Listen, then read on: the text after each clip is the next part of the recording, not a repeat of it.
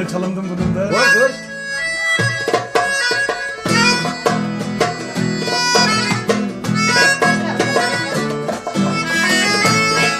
Gel.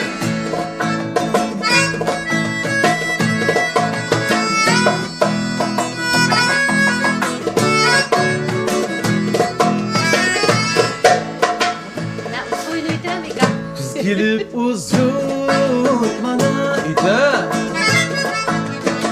gül çiçek buldu hazan. Kız gelip uzun bana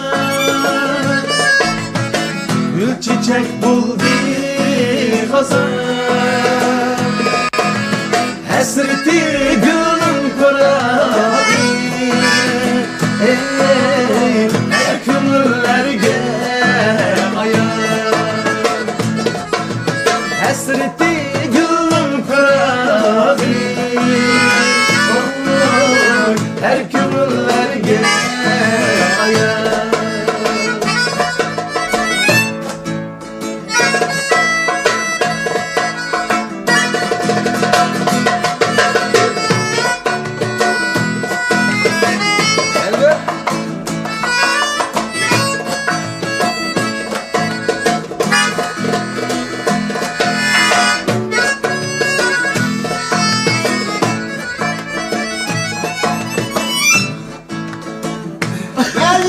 Belki ılık bahar mı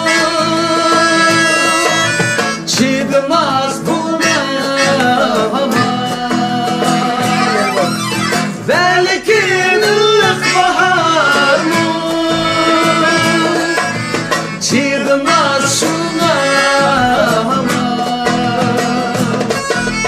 Kadriga yetkin kömür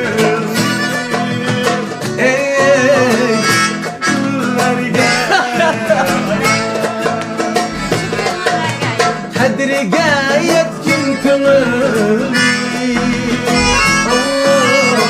arzini qildim